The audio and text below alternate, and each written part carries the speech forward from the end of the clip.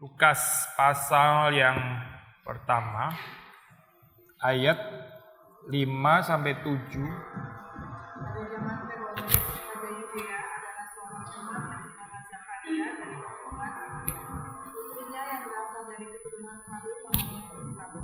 Keduanya adalah benar di hadapan Allah dan hidup dengan segala perintah dan bertamakkan dengan tidak berhenti. Tetapi mereka tidak mempunyai sebab Elisabet mandul dan keduanya delapan. Ya, lalu terus kemudian kita membaca ayat yang ke 13. Tapi malaikat itu berkata kepadanya, jangan takut hai Zakaria, sebab doamu mengabulkan. Dan Elisabet istrimu akan melahirkan seorang anak laki-laki dan haruslah kau menamai dia Yohanes. 14 dan 15.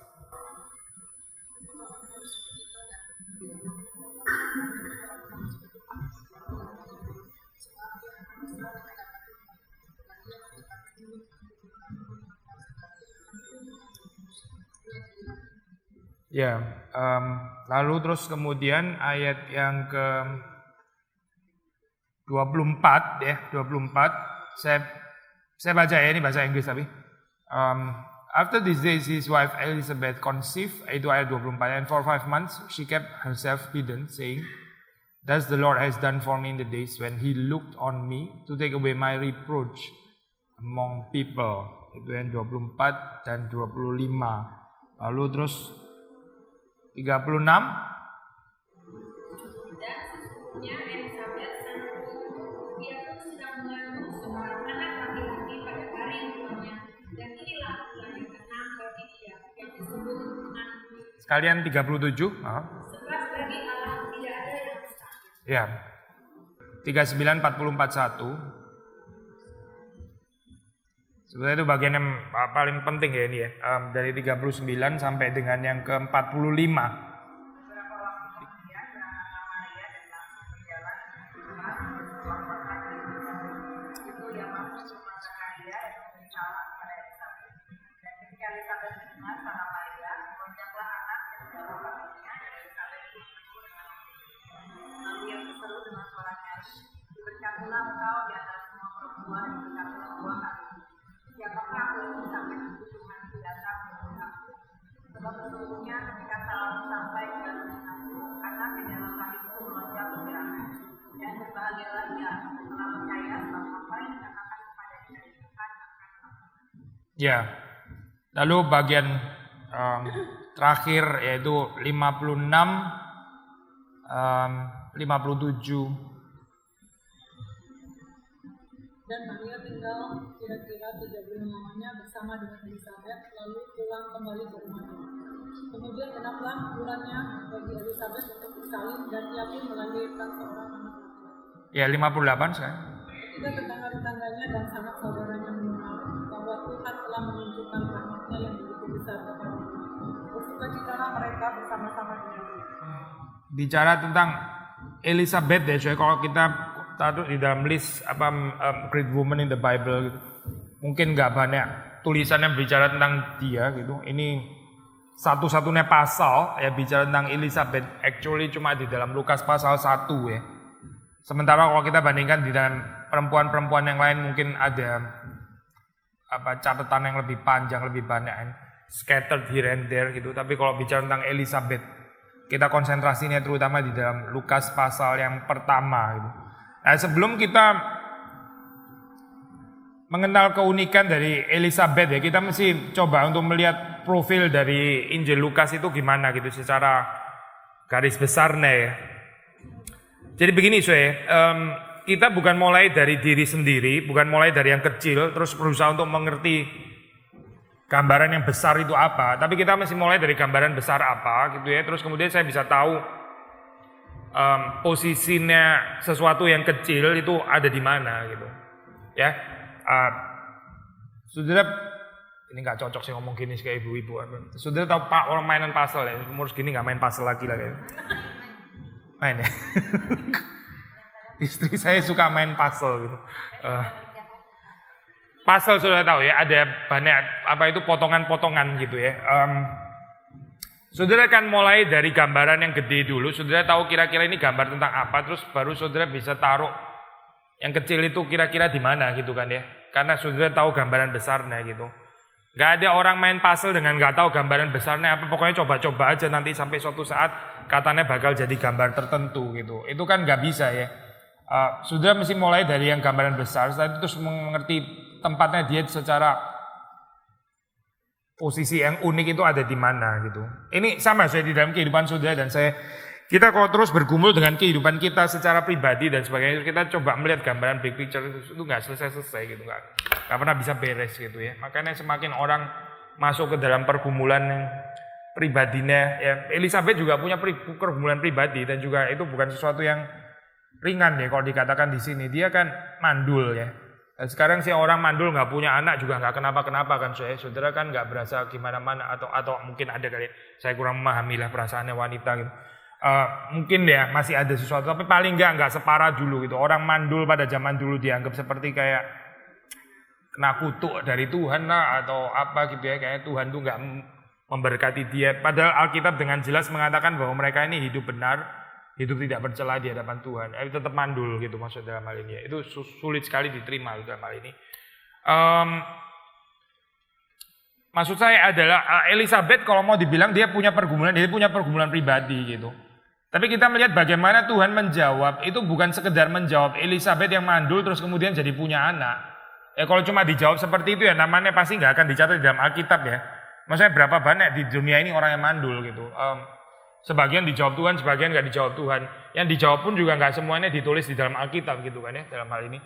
Tapi kenapa Elizabeth ditulis di dalam Alkitab? Karena ini bukan cuma sekedar pergumulan seseorang yang mandul, ada persoalan terus kemudian jadi ada solusi dengan dia punya anak begitu ya, bukan. Tapi di dalam cerita kehidupannya ini larger picture gambaran lebih besarnya adalah bahwa dia itu terlibat di dalam sejarah keselamatan Allah. Sejarah keselamatan deh. Ada.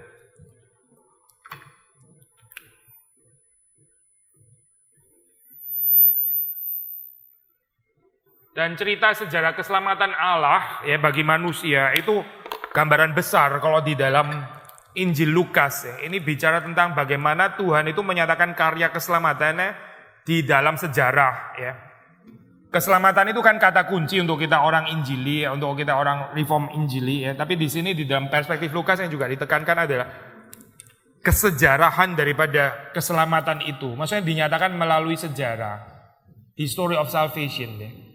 Ini bukan pertama kalinya Tuhan bekerja di sini. Ini sejak dari Perjanjian Lama, rencana keselamatan itu sudah dinyatakan terus, termasuk juga di dalam cerita ini, yang mana Elizabeth ini menjadi salah satu bagiannya. Gitu.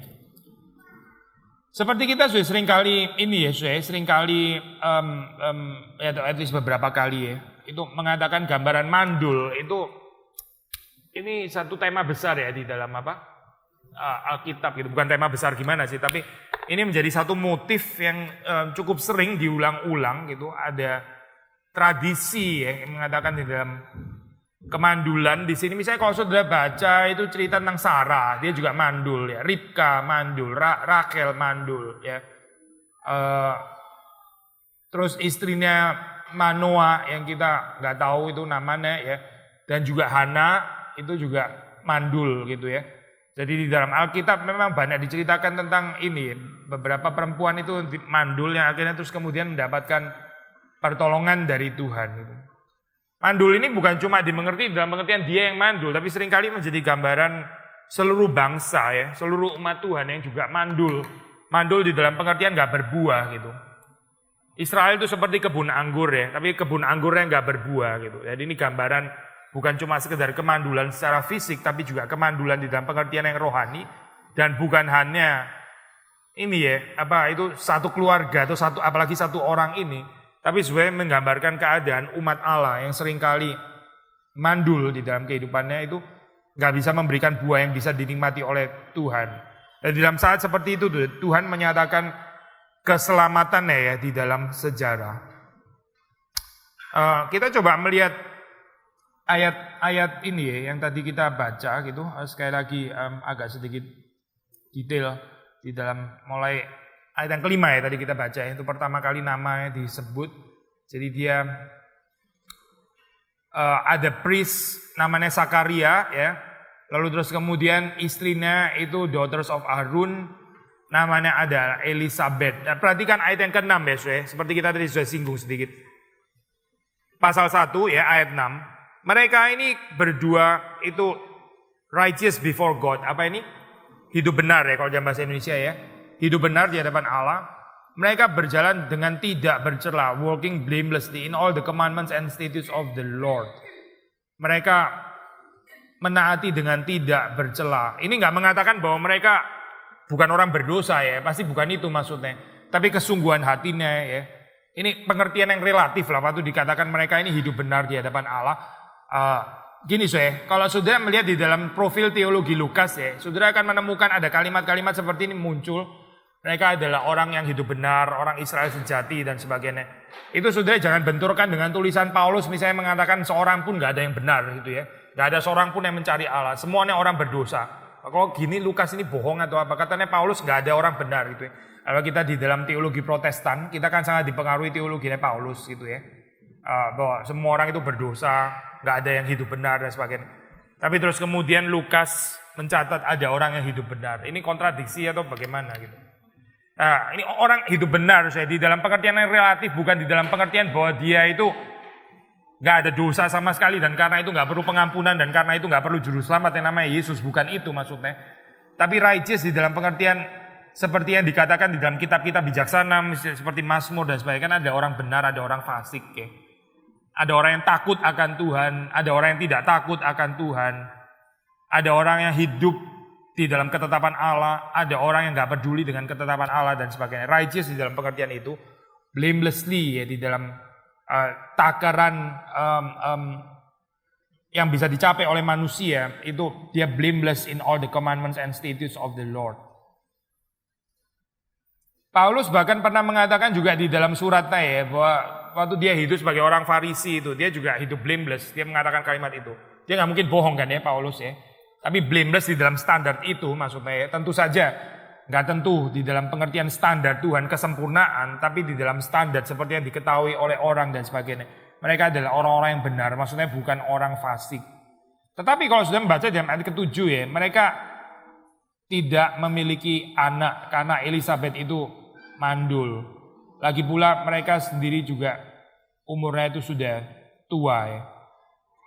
Jadi ada sesuatu yang nggak match ya di sini ya kalau sudah melihat gitu. Satu sisi mereka ini hidup benar, hidup tidak bercela. Di sisi yang lain gambarannya realitanya, tapi mereka seperti kayak orang yang kena kutukan atau murka Tuhan gitu. Ini kan nggak match ya gambaran ini kan kayak nggak cocok gitu kan ya. Sampai sekarang masih menjadi pertanyaan kenapa orang benar, orang yang taat kok mesti menderita dan sebagainya. Itu pertanyaan terus menerus diulang di dalam Alkitab juga gitu. Nah kalau sudah melihat di dalam bagian ini ada kemiripan gitu ya di situ. Elizabeth itu barren, dia mandul, tapi mereka berdua ini adalah orang yang hidup benar dan tidak bercela. Maksudnya gini sekali lagi ya, kita nggak bisa melihat karakter seseorang ya kehidupannya itu berkenan kepada Tuhan atau tidak dengan keadaan kesejahteraannya itu bisa mencelakakan gitu. Maksudnya kalau seseorang itu di dalam keadaan yang seperti yang mujur ya nggak ada kesulitan dan sebagainya, terus kita tarik oh dia hidupnya pasti berkenan kepada Tuhan, itu bisa luar biasa salah loh kayak gitu, bisa luar biasa salah. Sebaliknya juga sama ya, di dalam pengertian orang yang di dalam kehidupannya seperti kok banyak pergumulan, penderitaan, di sini dikatakan mandul dan sebagainya. Oh itu kehidupannya pasti kena kutuk gitu misalnya. Kehidupannya pasti nggak berkenan kepada Tuhan.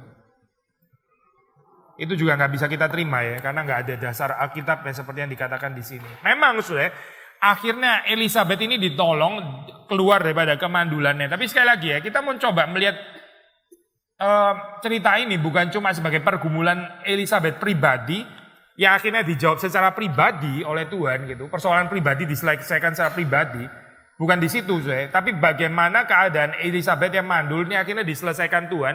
Dan Elizabeth dilibatkan di dalam rencana keselamatan yang terjadi di dalam sejarah itu ya. Ini yang seharusnya menjadi solusi kita kalau kita mau tetap pakai istilah solusi ya. Bagaimana kehidupan kita yang berputar-putar di dalam persoalan pribadi ya, itu terus kemudian bisa terlibat di dalam pekerjaan Tuhan yang besar, yang luas, yang dalam ini, dan bukan cuma sekedar minta solusi pribadi. Saya kemarin di khotbah ini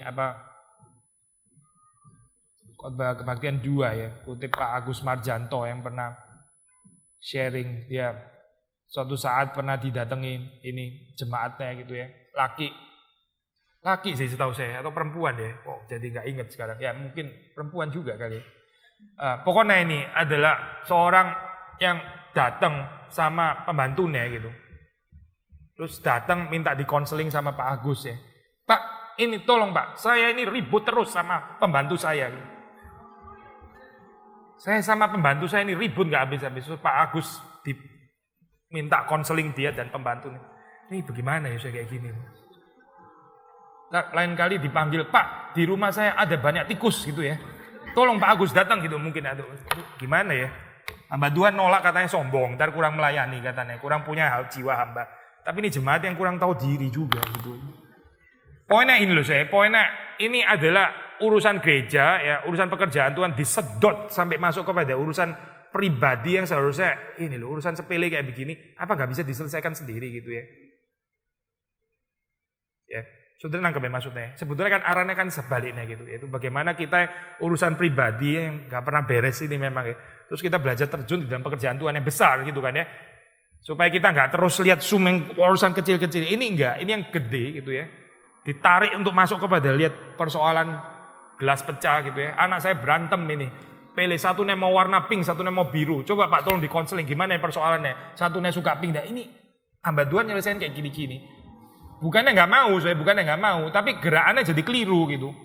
Gerakan yang gede dibawa diseret untuk masuk kepada persoalan yang trivial, yang sepele, yang nggak terlalu ada artinya sebetulnya. Ya seharusnya bisa diselesaikan. Kalau kita orang Kristen ya, sebagai majikan, terus kita nggak bisa comes to term, kita nggak bisa deal dengan pembantu kita itu gimana? Mending kalau pertengkaran suami istri gitu ya. Ini pertengkaran sama pembantu coba gimana sih? Sama pembantu itu ganti pembantu aja atau gimana? Atau ganti majikan kali pembantunya gitu.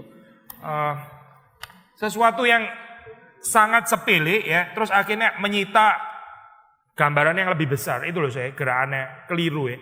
Nah kalau sudah melihat di dalam cerita Elizabeth itu precisely terjadi sebaliknya gitu. Jadi kalau mau dibilang Tuhan juga bukan memperhatikan Elizabeth dengan pergumulannya yang mandul terus habis itu dikasih anak. Sudah ya beres ya, sekarang nggak ada persoalan lagi kan ya. Dulu mandul, sekarang punya anak, terus happy dan sebagainya. Ceritanya lebih daripada itu. Kalau saudara membaca di dalam konteks Lukas, saudara akan mendapati misalnya ini ya, bukan kebetulan ada paralel di sini. Ini kan Lukas pasal 1 ya. Kalau sudah melihat outline-nya, itu pertama bicara tentang kelahiran Yohanes Pembaptis yang dinubuatkan. Ya, mulai ayat 5 itu. Kelahiran Yohanes Pembaptis yang dinubuatkan. Lalu terus saudara membaca mulai ayat 26, itu kelahiran Yesus yang dinubuatkan. Saudara lihat nggak paralelnya di sini kan? Jadi kelahiran Yesus ya, ada nubuatnya. Sebelum kelahiran Yesus ada kelahiran Yohanes Pembaptis yang dinubuatkan. Siapa Yohanes Pembaptis? Kita tahu Yohanes Pembaptis adalah yang akan mempersiapkan Yesus di dalam hal ini ya. Mewakili semua nabi di perjanjian lama gitu. Dia yang terakhir, yang paling besar katanya Yesus. Lalu terus kemudian dia ini ditaruh secara paralel oleh Lukas. Karena mau menekankan ini ya, history of salvation ya. Ini pekerjaan Tuhan yang sudah dari dulu di dalam perjanjian lama. Dan sekarang klimaksnya ada pada Yohanes Pembaptis. Maksudnya klimaksnya para nabi itu. Nah inilah yang sebetulnya menubuatkan kedatangan Yesus Kristus. Elizabeth diajak untuk melihat visi ini gitu. Lalu solusi kemandulannya ya, dia mendapatkan anak itu di dalam cerita ini, bukan di dalam cerita Tuhan kasihan sama Elizabeth. Ya udahlah sudah lama nggak punya anak, saya kasih anak gitu ya. Dia kalau cuma nggak ada anak terus dikasih anak, terus setelah dapat anak mau kemana, itu apa kaitannya dengan kerajaan Allah gitu. Seandainya mamanya Hitler nggak punya anak, ya, seandainya mamanya Hitler itu mandul, nggak tahu dunia better nggak sih sudah? Ini ngomong kayak gini, ya, seperti kayak mempertanyakan kedaulatan Tuhan. Enggak sih, kita sedikit teologi spekulatif gitu ya. Mungkin lebih baik loh.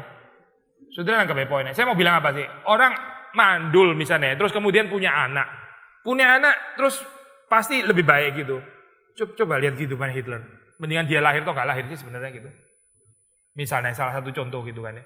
Lalu sekedar punya anak, sudah pikir punya anak pasti bagus gitu ya. Ya coba lihat Hitler sekali lagi, lebih bagus gak gitu kayak gini. Lebih bagus gak itu mamanya punya anak dia atau enggak. Saya bukan mempertanyakan kedaulatan Tuhan ya, ini bicara secara prinsip di dalam pemahaman manusia yang terbatas gitu.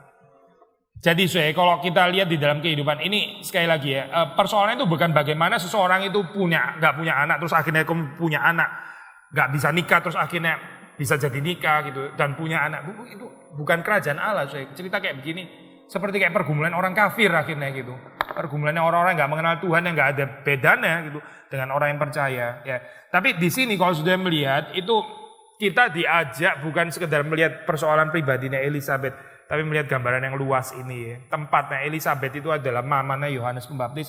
Yohanes Pembaptis itu siapa? Yohanes Pembaptis adalah yang mempersiapkan Sang Mesias dan karena itu dia penting dan karena itu Elizabeth itu penting juga di dalam hal ini. Ya penting bukan karena dirinya sendiri penting, tapi karena posisinya di dalam rajutan pekerjaan Tuhan di dalam kerajaannya. Kalau kita nggak mengerti ini, kalau kita nggak mengerti prinsip ini, kalau saudara nggak tahu posisi saudara di mana di dalam kerajaan Allah, kita nggak akan pernah ngerti apa artinya hidup di dalam dunia ini. Kita akan terus muter terus di dalam urusan kelereng hilang lah, apa gelas pecah lah dan WC bocor dan sebagainya. Terus putar di situ ya, nggak selesai urusannya gitu. Lalu sampai mati terakhir juga masih ngurusin ini juga gitu. Karena apa? Karena nggak pernah lihat ini besarnya jangkauan sejarah keselamatan Allah gitu ya. Justru waktu kita menempatkan diri kita sendiri ini sangat penting, kita malah jadi gak penting di dalam kerajaan Allah. Justru waktu kita melihat kita ini nothing, kecil, ya terus yang besar itu adalah pekerjaan Tuhan, justru kita paling berarti di situ. Seperti di dalam cerita Elizabeth ini gitu. Ya, ini 12:13. The angel said to him, malaikat itu berkata kepada Zakaria, jangan takut Zakaria, karena doamu itu telah didengar. Istrimu Elizabeth akan mengandung seorang anak dan engkau harus menamai dia Yohanes. Doamu itu didengar. Saudara bukan nggak boleh ini ya Pak bergumul tentang persoalan pribadi saudara gitu. Itu boleh saja gitu, tapi siap-siap waktu Tuhan menjawab itu kan seperti ayat Alkitab mengatakan dia akan menjawab melampaui apa yang sanggup kita pikirkan ya, sanggup kita harapkan. Itu adalah kebaikan Tuhan, anugerah Tuhan kalau doa kita itu bukan cuma dijawab lalu menyelesaikan persoalan pribadi kita, tapi juga kita dilibatkan di dalam pekerjaan Tuhan yang besar itu. Your prayer has been heard. Ya, Elizabeth istrimu akan melahirkan seorang anak, engkau harus menamai dia Yohanes. Pilih nama aja nggak boleh loh saya. Saya tahu ada suami istri yang berantem karena masing-masing mau kasih nama anaknya gitu. Istrinya ngotot, suaminya juga ngotot. Kasih nama aja nggak berhak gitu ya. Ini sudah menyatakan bahwa di sini Tuhan masuk waktu dia menjawab doa, waktu dia bekerja di dalam kehidupan Zakarias dan Elizabeth ini ya. Dia claim possession, dia claim kepemilikan gitu. Memang ini yang di sini adalah malaikat ya, tapi malaikat kan utusan ya. Sebetulnya Tuhan sendiri yang masuk di sana dan dia claim possession gitu. Maksudnya dua orang ini gak boleh kasih nama. Itu kalau sudah baca di dalam cerita di bawah kan ada disinggung lagi ya. Gambaran seperti itu diulang. Jadi itu bagian yang penting. Engkau harus memberi nama Yohanes. Lalu engkau akan memiliki bahasa Indonesianya sukacita dan kesenangan joy and gladness. Apa bahasa Indonesianya? Ayat 14. Sukacita dan kegembiraan Kegembiraan ya. Sukacita dan kegembiraan. Many will rejoice at his birth. Banyak orang juga akan bersukacita atas kelahirannya. Karena dia akan besar di hadapan Tuhan. Dia tidak boleh minum minuman keras, wine, anggur dan minuman yang keras, dan dia akan dipenuhi oleh Roh Kudus. Bahkan sejak dari kandungan ibunya. Dia akan membalikkan banyak anak-anak Israel, Bani Israel kembali kepada Tuhan Allah mereka. Dan dia akan berjalan di hadapannya dengan kuasa Elia, dengan roh dan kuasa Elia, membalikkan hati bapak-bapak kepada anak-anaknya. Lalu apa bahasa Indonesianya? Orang-orang yang tidak taat kepada apa? Hati orang durhaka kepada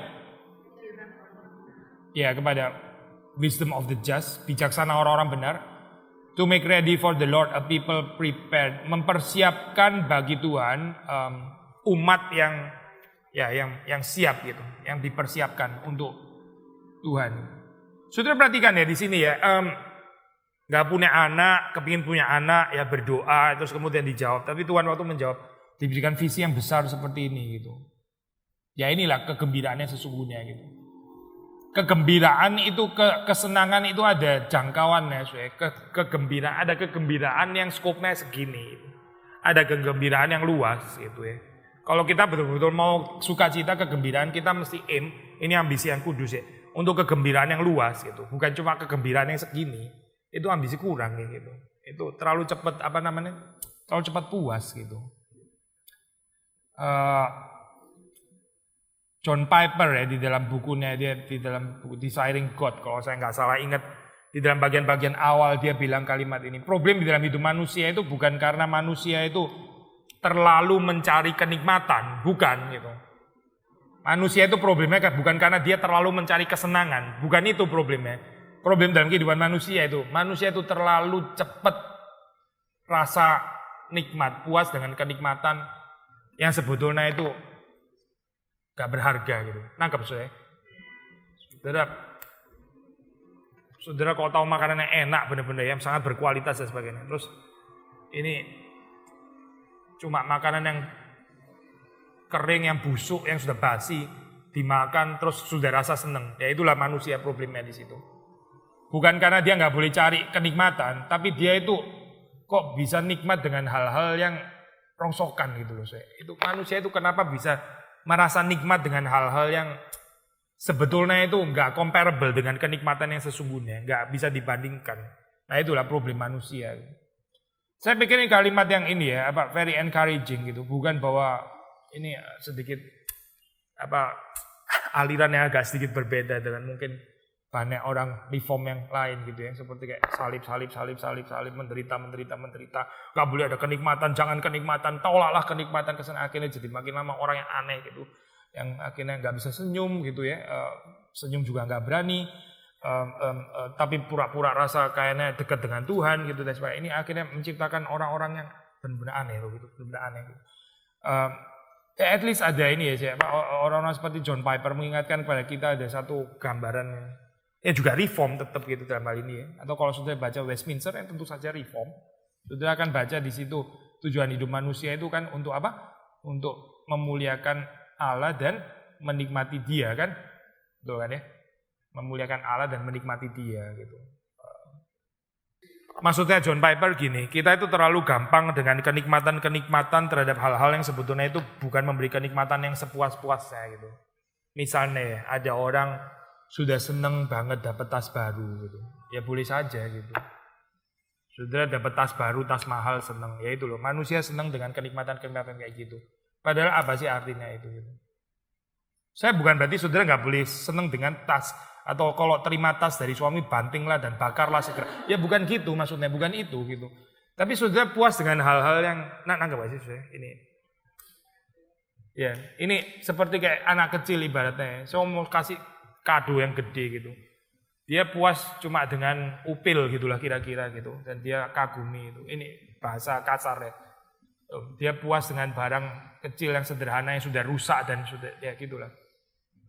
Kan pitiful gitu kan ya, miserable gitu kan manusia gitu. Ada kesenangan yang jauh lebih dalam, lebih besar, dia nggak ngerti gitu. Dia puas dengan hal-hal yang kecil gitu. Itu katanya John Piper maksudnya. Nah ini ya, kalau seandainya Elizabeth cuma sekedar dapat anak gitu ya. Ya sudah ya cuma kepuasan dapat anak cuma gitu toh gitu. Mandul dapat anak gitu ya. Memang sih seneng, pasti seneng gitu kan ya. Tapi coba saudara perhatikan ada yang 14, 15, 16, 17, 18 ini benar-benar sukacita loh. Seperti kalau kita punya anak terus kemudian dipersiapkan Tuhan seperti makanya waktu dibilang you will have joy and gladness. Ini bukan cuma on earth ya, saya percaya di sorga sana mereka nggak berhenti bersukacita. Bukan karena mereka sedang di sorga, ya memang semua orang di sorga pasti bersukacita gitu ya. Tapi bersukacita kalau mereka look back lagi ya, itu bisa diberikan anak yang posisinya sampai seperti itu ya. Yesus bilang, di antara semua yang dilahirkan perempuan gak ada yang lebih besar dari Yohanes Pembaptis. Itu kan betul-betul sukacita yang sangat besar ya untuk seorang ibu gitu. Begitu dekat dengan Yesus Kristus sampai boleh menunjuk dari dekat semasa hidupnya. Yaitu the real joy and gladness. Many will rejoice at his birth. Banyak orang akan bersukacita. Jadi, saudara perhatikan ya, ini bukan cuma sukacitanya dia sendiri, senang punya anak gitu ya. Sambil maksa-maksa orang lain datang ke pesta 1 bulan punya anak, padahal yang lain juga kayak terpaksa juga gitu ya. Bagi-bagi donat lah atau apa, ada tradisi gini nggak sih? 1 bulan bagi-bagi donat ya. Anak saya 1 bulan saya bagi-bagi CD rekaman main piano, mirip kayak donat juga kan, tengahnya bolong gitu. Pokoknya kita nggak bisa keluar dari donat motif aja gitu. 1 bulan mesti bagi-bagi donat dan supaya undang-undang orang gitu ya. Jadi kayak many will rejoice at the birth of my son or my daughter gitu ya. Tapi mungkin yang lain juga nggak lama itu ya lupa lah kayaknya gitu. Dengan sukacita ini ya. Ini saya bukan sinis ya soalnya. Tapi gini loh saudara mau menularkan sukacita pribadi saudara ke orang lain itu sampai berapa ini sih? Sampai berapa kuat sih gitu resonansinya? Sampai orang bisa sukacita terus itu bertahun-tahun gitu. Tapi kalau saudara lihat di dalam kehidupannya Yohanes Pembaptis, ini bukan sukacita narsisistiknya siapa ini Elizabeth bukan gitu. Waktu di sini dikatakan many will rejoice at his birth. Betul-betul many. Betul-betul banyak orang memang bersukacita atas kelahirannya gitu. Kalau memikirkan siapa itu Yohanes Pembaptis, apa yang dia lakukan, berkat yang akan dia salurkan kepada umat Tuhan itu berapa besar dan sebagainya. Itu bisa dikatakan many will rejoice at his birth. Maksudnya bukan cuma kamu Elizabeth, tapi banyak orang. Dia akan menjadi besar di hadapan Tuhan. Tapi terus kemudian ada ini ya, ada restriksinya. Nah ini mengingatkan kita dengan cerita tadi kan saya sebut itu istrinya Manoa ya. Manoa sudah tahu ya di Perjanjian Lama istrinya itu Simpson gitu. Simpson kan juga nggak boleh ini kan minum wine ya, nggak boleh strong drink, nggak boleh dicukur rambutnya dan sebagainya. Ya ada kemiripan tapi kalau sudah baca di dalam Perjanjian Lama itu Simpson gagal ya. Simpson gagal, dia jatuh ke dalam tangan perempuan orang tidak percaya. Dan akhirnya kehidupannya terus kemudian jadi kacau seperti itu.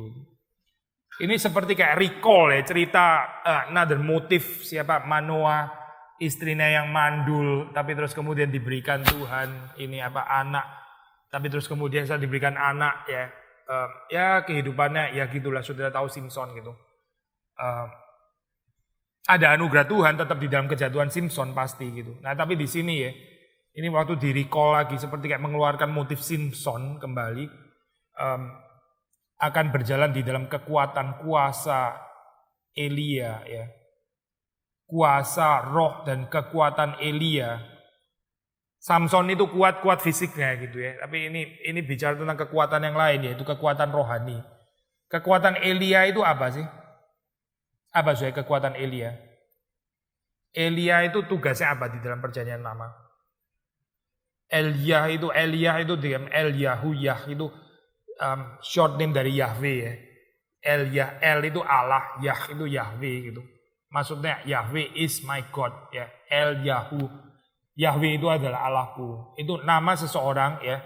Itu menjadi satu panggilan yang dihidupi juga. Di dalam hal ini Elia itu hidupnya adalah membawa bangsa Israel untuk mengakui bahwa Yahweh lah itu Allah. Yahweh itu Allah ya, bukan Baal. Makanya sudah baca ini kan pertempuran dengan dewa-dewa Baal di Gunung Karmel dan sebagainya. Elia menegur, kamu itu berjalan kayak satu kaki di sini, satu kaki di sana gitu. Sampai berapa lama kamu kan jalan pincang kayak begitu. Jalan pincang maksudnya kamu itu satu kaki di sana, satu kaki di sini. Katanya percaya Yahweh, ya percaya Baal juga. Ini mau sampai kapan kamu gini terus? Mau sampai kapan? Nah, Elia itu dipakai Tuhan untuk membalikkan hati orang-orang Israel untuk hanya menyembah Yahweh saja. Jadi ini iman monoteis di dalam hal ini ya. Nah, maka sudah membaca juga di dalam bagian ini, demikian juga Yohanes Pembaptis itu dipersiapkan oleh Tuhan untuk menjadi seseorang yang mempersiapkan datangnya Mesias ya, to turn the hearts of the fathers to the children. Menarik ya saya kalimat ini ya, hampir nggak ada loh di perjanjian baru bagian yang lain, even di perjanjian lama ya. To turn the hearts of the fathers to the children. Maksudnya apa saya? Ayah-ayah itu bisa nggak mengasihi anak-anaknya gitu, bukan cuma anak-anak yang nggak bisa mengasihi orang tuanya, tapi orang tua itu juga bisa nggak mengasihi anak-anaknya ya, dan itu akan dibalikkan gitu di dalam hal ini karena ada tanggung jawab seorang ayah untuk mengasihi anak-anaknya, sama seperti Bapa yang ada, Allah yang adalah Bapa kita juga mengasihi anak-anaknya. Jadi ada pemulihan di sini. Orang-orang yang tidak taat akan dikembali, orang-orang durhaka dalam bahasa Indonesia ya, the disobedient akan dibalikkan untuk menerima wisdom atau bijaksana hikmat dari orang-orang benar, pikiran orang-orang benar. Intinya adalah untuk mempersiapkan seluruh bangsa ini menjadi ready for the Lord, siap bagi Tuhan.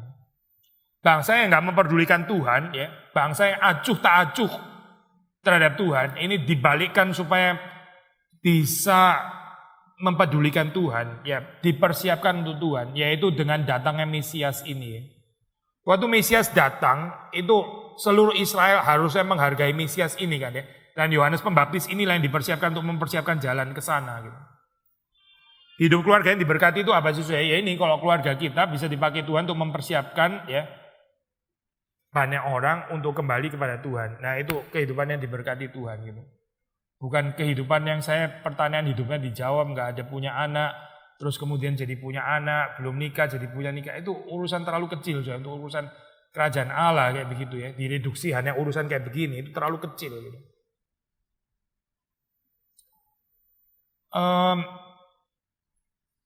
He will be filled with the Holy Spirit even from his mother's womb. Dari kandungan ibunya ini Elizabeth ya berarti ya, kandungannya Elizabeth. Ya, kebahagiaan ini ya saya, kebahagiaan yang sulit ya dimengerti gitu. Mungkin juga di dalam hal ini untuk perempuan gitu. Perempuan hatinya lebih sempit dari laki, bener nggak sih saya? Saya nggak tahu lah, saudara yang jawab itu kalimat. Tapi gini saya, kalau saudara lihat ya, Elizabeth ini ditaruh di dalam satu posisi ya, yang dia itu senternya itu bukan dia gitu, tapi lebih kepada Yohanes kan ya. Dia ini menjadi penting karena Yohanes gitu. Ini ya oke lah, mama biasanya bangga sama anaknya masih oke lah gitu ya, anak saya. Tapi Yohanes pun juga sebenarnya bukan senternya gitu. Senternya itu di Yesus gitu kan ya.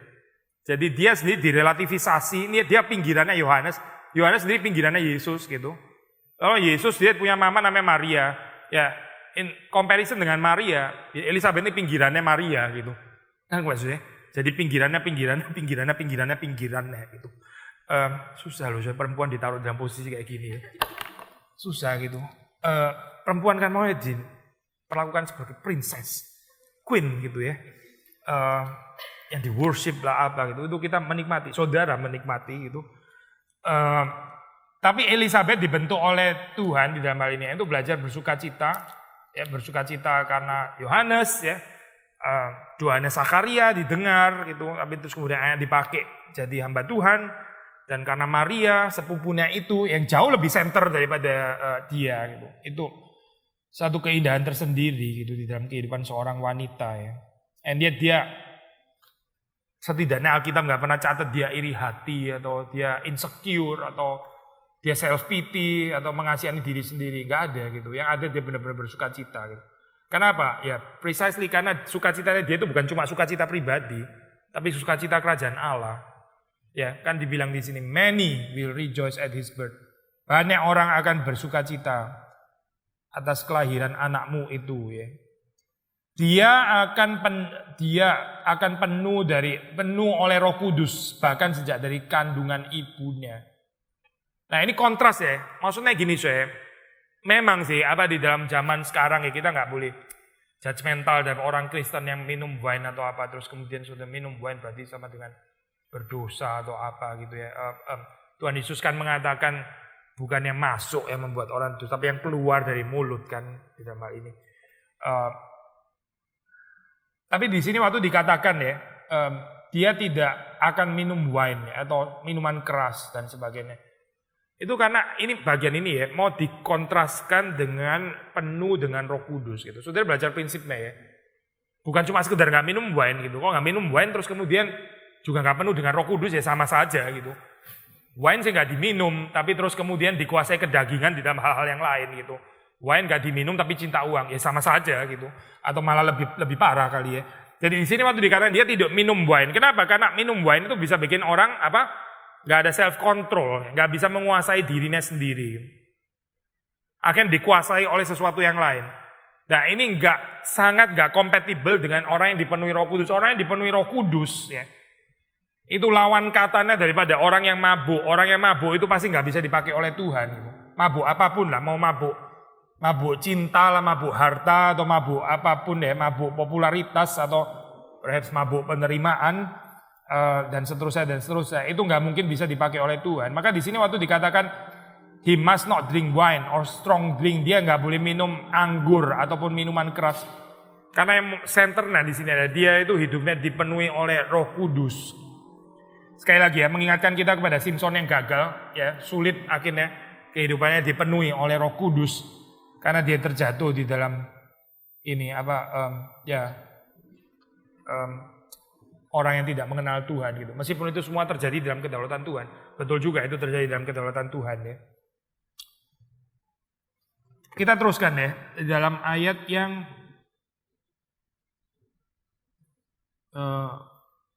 berapa ini saya ya sekitar 24 ya sekarang ya, 24 ini cuma satu ayat ya. Tapi boleh dikomentari juga ayat ini saya after this day his wife Elizabeth conceived, setelah itu kan ya, Elizabeth itu betul-betul mengandung and for 5 months she kept herself hidden. Menarik ya, ini kan sudah lama gitu loh, bergumul bertahun-tahun gitu ya, even puluhan tahun kayaknya. Kan sudah tua umurnya ya, nggak mendapatkan anak. Terus Tuhan menolong ya. Lalu setelah itu apa? Selfie dan upload di Facebook supaya semua orang tahu bahwa dia nggak gitu lagi gitu. Dia kept herself hidden. Berapa lama saya? 5 months ya. Ini ya saya, sekarang kita punya ini medsos dan sebagainya itu. Bikin orang itu ya hidup sih transparan, tapi share everything, benar-benar literally everything ya. Termasuk yang nggak menarik dan orang lain sebenarnya juga nggak perlu tahu juga di share juga dan sebagainya. Seperti as if kita ini selebriti atau apa gitu ya, seperti kayak seluruh dunia itu tertarik dengan pernak-pernik kehidupan kita gitu ya. Memang ada banyak orang stalking juga, benar juga sih gitu. Ada banyak orang ngintip gitu ya. Tapi kalau sudah lihat di sini kerohaniannya Elizabeth gitu, dia menyembunyikan ini 5 bulan ya. Hidupnya itu bukan satu hidup yang show off, bukan gitu. Hidupnya bukan satu hidup yang suka pameran gitu ya. Itu bukan Elizabeth gitu. Meskipun dia sangat bisa dimengerti loh kalau misalnya dia update gitu misalnya ya. Kan memang dia sudah bertahun-tahun loh. Apa salahnya sih setelah bertahun-tahun, puluhan tahun gini terus mengandung ya. Langsung saya mengandung loh sekarang gitu kan ya. Ini kan sudah tertekan begitu lama. Sekarang terus ditolong Tuhan supaya orang gak menghina dia lagi. Itu misalnya ya. Tapi tidak loh, dia masih memperpanjang itu seperti kayak 5 bulan lagi. Ini berarti apa sih saya? Bukan kehidupan yang sekretif, bukan ya. Sudah jangan baca ke sana. Oh Elizabeth ini memang orang yang gak transparan, hidupnya sekretif. suka rahasia-rahasiaan. Kita bisa sebel punya teman kayak begini ya. Kita banyak cerita, giliran kita mau dengar ceritanya dia diam 1000 bahasa. Gitu. Akhirnya kita nyesel. Salah, saya sudah ceritain semua nih. Sekarang dia nggak mau cerita apa-apa lagi kepada saya. Bahaya saya kenal orang kayak gini gitu ya. Terus kita anggap Elizabeth ini orang kayak begini. Nggak mau cerita-cerita, semuanya disimpan untuk dirinya sendiri. Orang yang nggak terbuka. Bukan masalah orang nggak terbuka, saya bukan gitu. Ini berarti apa sih? Ini berarti ada mirip seperti Maria ya. Ini adalah seseorang yang hidup yang terpenting itu adalah dia dan di hadapan Tuhan gitu. Bukan dia dan di hadapannya orang banyak yang menghina lah, yang nggak ngerti dia lah, yang perlu dikasih tahu kalau sekarang saya sudah hamil, lu mau apa gitu ya misalnya ya. Ayo lu itu apa ya dulu yang menghina satu persatu sini urusan sama saya gitu. Saya sudah hamil sekarang gitu misalnya. Itu dia bukan tipe itu, saya bukan gitu. Yang penting itu adalah dia dan Tuhan gitu. Dia dan Tuhan. Makanya 5 months she kept herself hidden saying, "Thus the Lord has done for me in the days when he looked on me." The Lord Tuhan sudah melakukan bagiku ya pada hari-hari waktu dia memperhatikan aku, to take away my reproach among people. Saya sangat tertarik dengan kalimat ini ya. Untuk mengambil aibku gitu ya bahasa Inggris, bahasa Indonesia ya. Mengambil aibku bukan ya. My reproach apa sudah di situ? 25 apa? Menghapuskan apa? Aib ya betul ya. Iya aib, reproach ya. Untuk menghapuskan mengambil aibku di antara orang-orang. Di antara orang-orang loh.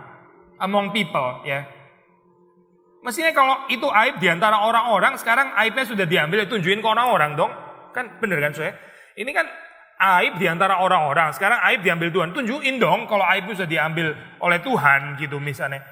Tapi bagi dia seperti kayak among people itu doesn't really matters.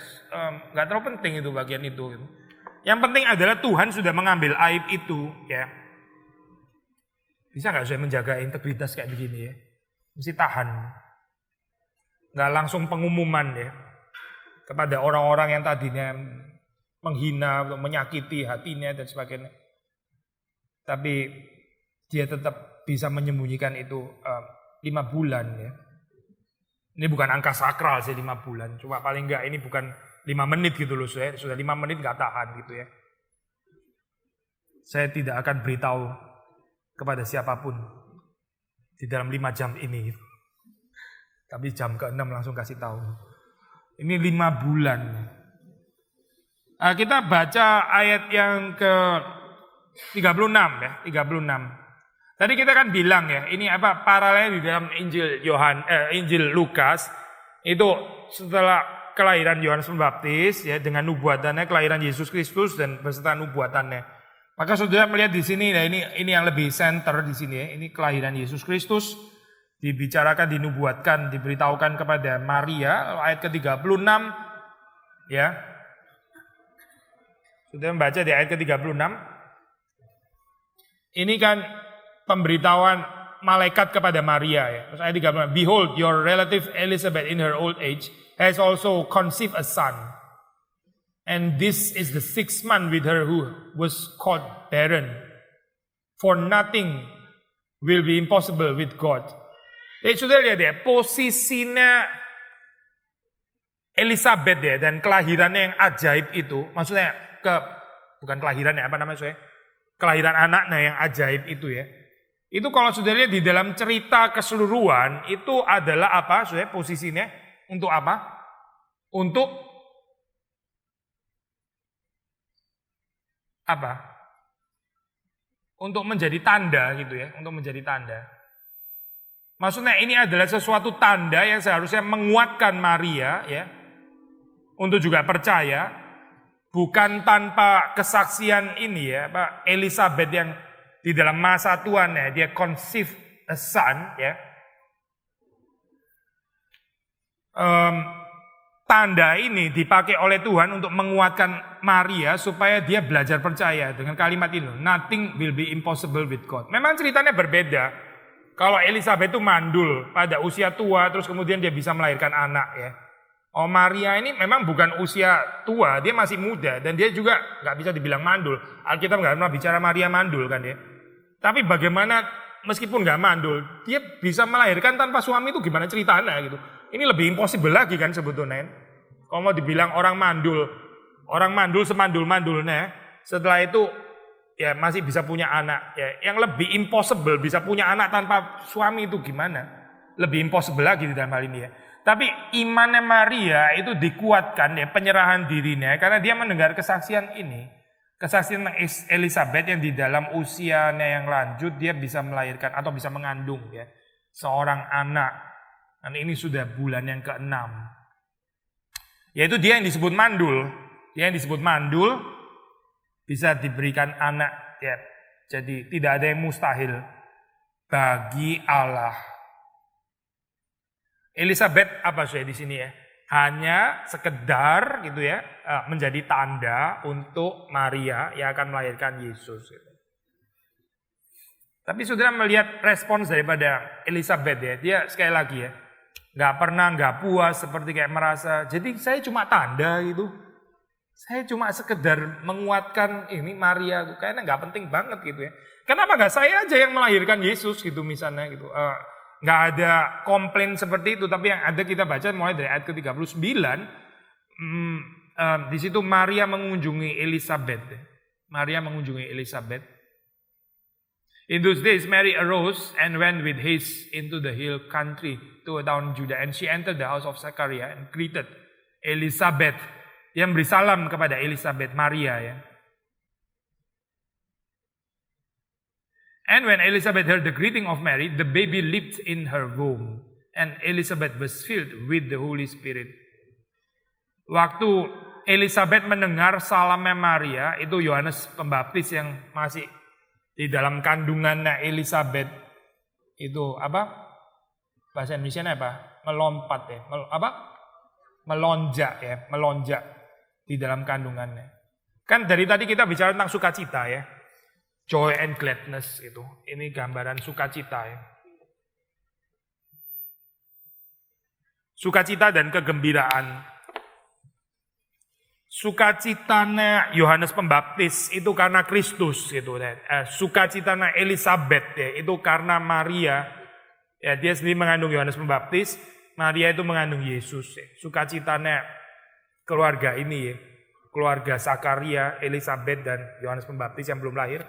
Itu adalah karena keluarga ini, keluarga Maria, Yusuf dan Yesus. Dia penuh dengan Roh Kudus, lalu terus kemudian she exclaimed, teriak dengan suara yang keras, "Blessed are you among women." Terpujilah engkau, apa bahasa Indonesianya ya? Diberkatilah engkau di antara wanita, dan diberkatilah atau berbahagialah buah kandunganmu gitu ya. Buah dari kandunganmu. Blessed are you among women and blessed is the fruit of your womb. Saudara perhatian ya, ini kan penuh dengan Roh Kudus ya. Dia nggak cerita tentang dirinya loh. Iya loh, saya sudah berpuluh-puluh tahun nggak dapat anak. Kan coba sekarang mengandung juga ini. Narsisistik ya saya kayak gini. Itu bukan orang yang dipenuhi Roh Kudus ya. Orang yang dipenuhi Roh Kudus saudara perhatian ya, fokusnya itu kepada Kristus gitu. Fokusnya kepada Kristus. Dia nggak bilang blessed am I gitu ya. Dia bilang blessed are you among women ya. Fokusnya itu pada yang lain gitu. Kalau saudara mau tahu kebahagiaan menurut versi Alkitab ya ini. Semakin kita nggak bisa bahagia untuk orang lain, semakin kita nggak bahagia di dalam kebahagiaannya Tuhan, semakin kita nggak tahu apa-apa tentang apa artinya kebahagiaan. Semakin kita menuntut kebahagiaan kita pribadi, semakin hidup saudara dan saya miserable. Semakin kasihan aja. Semakin kita ini hidupnya kasihan. Makin kejar kebahagiaan pribadi, makin nggak dapat. Itu jurang yang nggak ada endingnya, soalnya nggak ada batasnya di bawah gitu. Makin kita kejar, ya saudara makin ke jurang gitu. Tapi coba ini ya, perhatikan perkataannya Elizabeth yang dipenuhi oleh Roh Kudus. Berbahagialah engkau, diberkatilah engkau di antara semua wanita. Bukan Elizabeth loh, Maria gitu. Blessed is the fruit of your womb. Diberkatilah, berbahagialah buah kandunganmu. Ya, Yesus sang juru selamat itu. Why is this granted to me that the mother of my Lord should come to me? Sudah perhatikan ya, ada pemosisian yang rendah hati, yang dipenuhi dengan perasaan ketidaklayaan ya. Siapa sih saya ini? Sampai ibu dari Tuhanku itu mengunjungi aku ya. Bukan saja tidak ada iri hati dan insecurity dan self pity di sini, bukan saja itu semua tidak ada. Tapi dia merasa saya ini siapa gitu ya, meskipun lebih tua pasti, lebih tua jauh ya daripada Maria. Saya ini siapa sampai ibu dari Tuhanku itu mengunjungi aku gitu. Fokus saya itu ada pada Kristus ya. Lalu Maria ini adalah ibunya, lalu ibu dari Tuhanku itu mengunjungi Elizabeth. Kalau kita bisa menerima posisi yang diberikan Tuhan di dalam kehidupan kita ya, kita bahagia. Tapi kalau kita nggak pernah puas ya dengan tempat yang Tuhan taruh gitu, selalu nggak puas. Apa ya, orang itu lebih terkenal dari saya gitu, misalnya gitu ya. Kenapa kok dia suaminya kayak begitu ya gitu. Kenapa dia itu, dan seterusnya gitu ya. Ini selalu bandingin sama istri-istri lain dan sebagainya. Semakin kita hidupnya itu susah ya, banyak kesulitan ya. Akhirnya sulit ditanggung. Tapi kalau kita belajar daripada Elizabeth, dia belajar berbahagia, bersukacita di dalam kebahagiaan. Pertama kebahagiaannya Kristus ya. Blessed is the fruit of your womb, dan bersamanya itu juga kebahagiaannya Maria yang terpuji atau terberkati, diberkati, berbahagia di antara wanita-wanita yang lain. For behold, when the sound of your greeting came to my ears, the baby in my womb leaped for joy. Ya, dia nggak bicara pertama sukacitanya dia, ya, terus kemudian baru sukacita anaknya, baru terus kemudian sukacitanya Maria, dan terakhir sukacitanya Yesus gitu ya. Dia berpikirnya adalah itu pertama adalah Kristus ya, terus kemudian sukacitanya Maria ya, karena Kristus ini. Lalu kemudian dari sukacitanya di situ, dia sekarang bicara sukacitanya Yohanes, dan terakhir itulah sukacitanya dia. Dia menaruh posisi sukacitanya itu sebagai yang terakhir gitu. Di sini kan the baby in my womb leap for joy. Ya, itu kandunganku itu bersukacita karena kalian ya, karena bayi yang di dalam kandunganmu, karena kamu, dan karena ini baby ini sekarang bersukacita, itu juga sukacita saya gitu. Betul-betul taruh di yang paling terakhir ya. Saya percaya orang yang taruh yang terakhir seperti ini yang paling mengerti kebahagiaan orang-orang yang seperti ini. Orang yang mau maju di paling depan di dalam sukacita itu orang yang agak gak bahagia gitu. Banyak tersinggungnya malah iya gitu.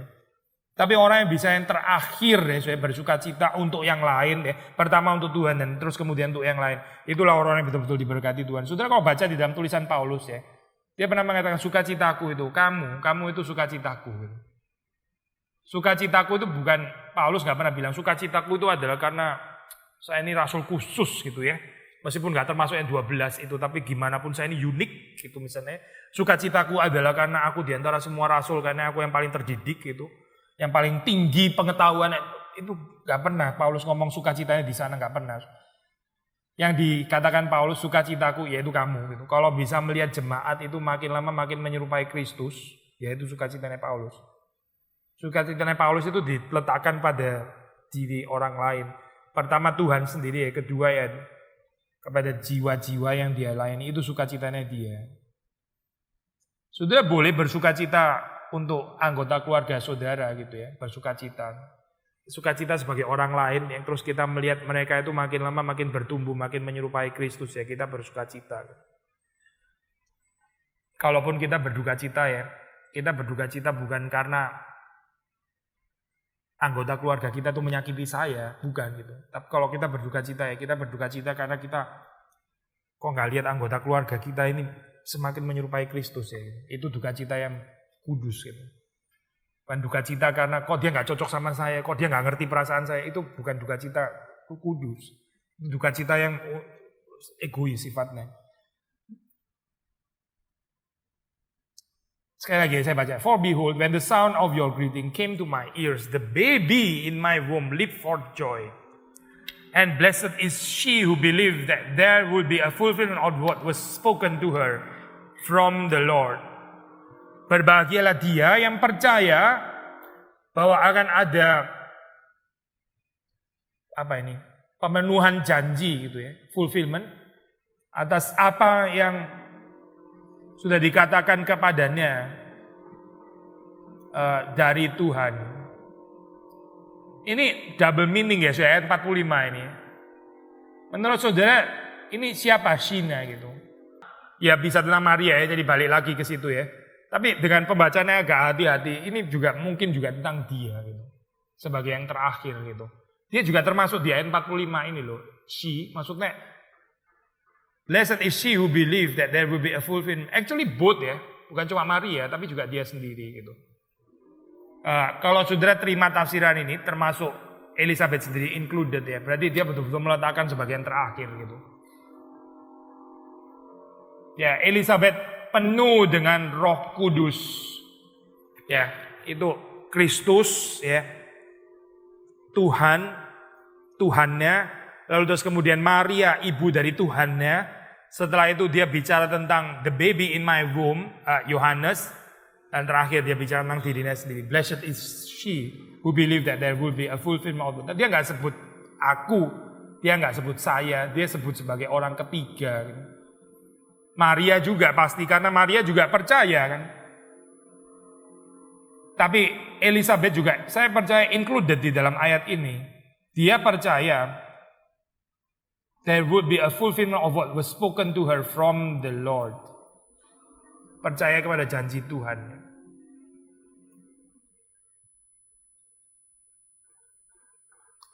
Seorang perempuan yang selfless. Saya pakai istilah selfless di dalam pengertian yang positif ya, soalnya di sini bukan dalam pengertian selfless, helpless, diinjak-injak, victimize, bukan itu loh. Ini bicara selfless, apa maksudnya ya? Ya bebas dari dirinya sendiri gitu. Atau kalau di istilah medsos, sudah selesai dengan dirinya. Sudah ngerti gak istilah ini?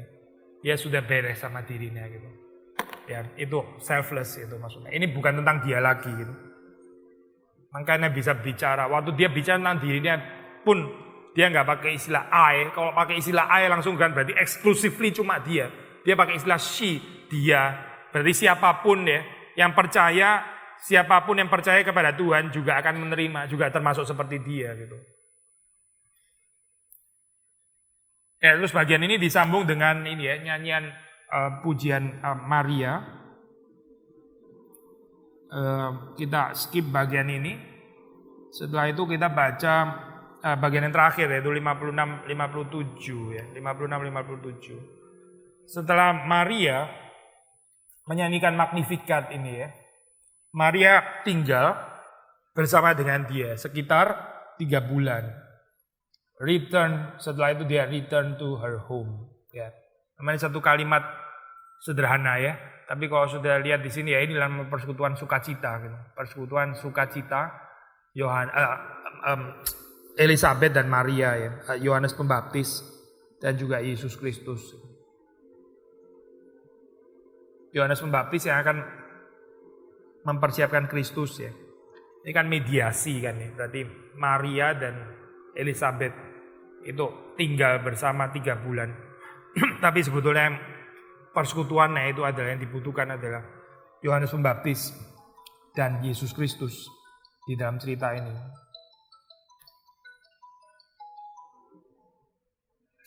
Now the time came for Elizabeth to give birth and she bore a son. Akhirnya dia melahirkan ya. And her neighbors and relatives heard that the Lord has shown great mercy to her and they rejoiced with her. Dan bakal lebih banyak daripada ini ya. Pertama-tama yaitu tetangga-tetangganya ya dan kerabat-kerabatnya. Mereka mendengar apa bahwa Tuhan menunjukkan belas kasihannya kepada dia dan mereka bersukacita bersama dengan dia. On the 8th day they came to circumcise the child. Disunat pada hari yang ke-8 and they would have called him Zachariah after his father. Menurut mereka gitu ya. Tapi terus kemudian Elizabeth menjawab, tidak, dia akan dinamai Yohanes. Karena dia akan menjalankan perannya sebagai orang yang akan mempersiapkan Sang Mesias. Ini bukan bahagia sukacitanya orang tua yang kemudian berhak memberikan nama. Tadi saya sudah anticipate ya bagian ini ya. Tapi ini adalah anak yang dimiliki oleh Tuhan sendiri. So kalau kita punya anggota keluarga itu ya, kita bisa serahkan di mezbah Tuhan. Kalau Tuhan berkenan memakainya, yaitu kebahagiaan yang paling tinggi gitu. Bukan bagaimana kita memiliki mereka gitu ya. Kita jangan memperhamba kita jangan memperhamba dan memperbudak anggota keluarga kita untuk melayani kita gitu. Karena kita ini bukan Tuhan. Whether itu suami atau whether itu anak gitu ya. Ada orang tua yang kayak begini. Tapi kalau kita betul-betul mengikuti Alkitab ya, semakin kita bisa menyerahkan anggota keluarga kita, either itu suami atau anak-anak, dan menyerahkan di dalam tangan Tuhan. Terus Tuhan yang betul-betul berhak untuk memakainya. Sampai kita memberi nama pun juga nggak berhak gitu ya. Minta dia bergumul di hadapan Tuhan, itu kebahagiaan yang tinggi. They said to her, none of your relatives is called by this name. Gak ada loh dari kerabatmu yang punya nama seperti ini. They made signs to his father, inquiring what he wanted him to be called, and asked for a writing tablet, and his name is John. And they all wondered, mereka heran. Zakaria juga bilang namanya itu Yohanes. Immediately his mouth was opened, and his tongue loose, and he spoke, blessing God. Dia memberkati Allah, dia mulutnya terbuka, dia bisa berbicara. And fear came on all their neighbors, and all these things were talked about through all the hill country of Judea, and all who heard them laid them up in their hearts, saying, what then will this child be? For the hand of the Lord was with him. Mereka tadinya berpikir secara manusia, ya ini anakmu, ya lu yang kasih nama, ya ini adalah pergumulan yang kamu sudah lama minta. Akhirnya Tuhan berbelas kasihan kepadamu, ya sekarang nikmatilah pemberian Tuhan. Mereka jawab, enggak, ini bukan anaknya kita, ini bukan milik kita, ini miliknya Tuhan. Tuhan mau kita menamai dia Yohanes dan kita akan mengikuti itu. Nah, mereka semua bingung ya. Tapi pada saat yang sama mereka juga heran karena mereka melihat mujizat ini ya. Bagaimana Zakaria yang tadinya bisu terus kemudian sekarang bisa berbicara, dia memberkati Tuhan. Dia menyatakan kesaksian dan sebagainya. Dan akhirnya pertanyaan terakhir itu ya, ayat 66, orang banyak itu akhirnya terus kemudian ya anak ini akan jadi seperti apa gitu ya. Karena tangan Tuhan ada pada dia. Akhirnya semuanya itu diarahkan kepada Yohanes dan panggilannya. Bukan tentang Elizabeth yang mandul sekarang bisa dapat anak gitu ya, jawaban selesai dan sebagainya. Akhirnya itu semuanya diarahkan kepada, dan ini sesuai dengan profilnya Lukas gitu. Karena Lukas waktu kita membaca Yohanes, dia mau kita membaca Yohanes sebagai seseorang yang menjalankan calling ya, mempersiapkan Mesias itu. Di sini kalau sudah membaca di ayat ke-66 dikatakan ya, what then will this child be? Akan menjadi apa anak ini nanti gitu ya. Itu mempersiapkan seluruh pembaca Lukas untuk mengikuti perannya Yohanes di dalam kerajaan Allah. Sekali lagi ya, perannya Yohanes Pembaptis di dalam kerajaan Allah. Bukan perannya Yohanes Pembaptis sebagai anaknya Elizabeth. Gak terlalu penting cerita ini. Ya dia ngapain sama Elizabeth, ya halo mama, good morning, dan sebagainya. Itu gak perlu dicatat lah di dalam Alkitab. Tapi perannya Yohanes Pembaptis di dalam kerajaan Allah, itu yang mau diarahkan oleh Lukas ya, yang menulis Injil ini. Kalau kita terapkan di dalam kehidupan kita ya, yaitu waktu saudara ingin orang lain melihat anak saudara itu, saudara ingin orang lain lihat apa sih? Loh, anakku pinter main piano. Gitu ya misalnya, anakku ini juara, gak pernah juara di bawah juara 3. Selalu 1, 2, 3, 3, 2, 1, selalu berkisar. Ya, terus post di Facebook ini dan itu yang kita kepingin orang tuh lihat anak kita kayak gitu ya. Alangkah jauhnya saya dengan ini ceritanya Lukas gitu. Elizabeth itu bukan bangga karena dia punya anak yang seperti apa, terus apa ditonjolkan kehebatannya, kepintarannya, juaranya dan sebagainya gitu ya, terpilih menjadi ini dan itu gitu ya, mama-mama narsisistik. Tapi Lukas ya mengajak kita untuk mengarahkan, what then will this child be? Anak ini nanti itu perannya di dalam kerajaan Allah akan kemana? Mestinya saudara dan saya, kita orang tua yang punya anak ya, kita juga pertanyaan ini harusnya muncul. Anak ini nanti akan kemana gitu. Di dalam kerajaan Allah dia akan dipakai Tuhan sebagai apa gitu. Ya kalau orang tua mama-mama berpikir seperti ini, saya percaya keluarga itu keluarga yang diberkati Tuhan gitu. Mama-mama yang cuma sharing kehebatan anaknya itu kayak mama-mama dunia ya, nggak ada bau-bau Kristennya di situ. Kayak orang nggak kenal kitab gitu. Ini apa? Kayak orang nggak ngerti, nggak kenal Yesus Kristus. Mari kita berdoa. Tuhan, kami bersyukur karena Engkau memberkati kehidupan kami, dan tolong supaya kami ini di dalam kehidupan bukan hanya melihat persoalan kami secara pribadi, tapi kami belajar melihatnya dari perspektif pekerjaan Tuhan, kemuliaan Tuhan, kerajaan Tuhan. Kami berharap supaya Tuhan boleh melibatkan kami di dalamnya sehingga Kami dibebaskan daripada sikap yang hanya melihat secara parsial di dalam seputar diri kami saja, tapi kami belajar untuk melihat kelimpahan, kedalaman, keluasan pekerjaan Tuhan. Terima kasih Tuhan, karena Engkau mempertumbuhkan iman kami, pengikutan kami kepada Tuhan. Seperti Elizabeth, kami pun juga adalah orang-orang yang berbahagia. Kami menyebut orang-orang lain berbahagia, kami juga ada orang-orang yang melihat kebahagiaan Tuhan. Demi Yesus Kristus kami berdoa, kami bersyukur. Amin.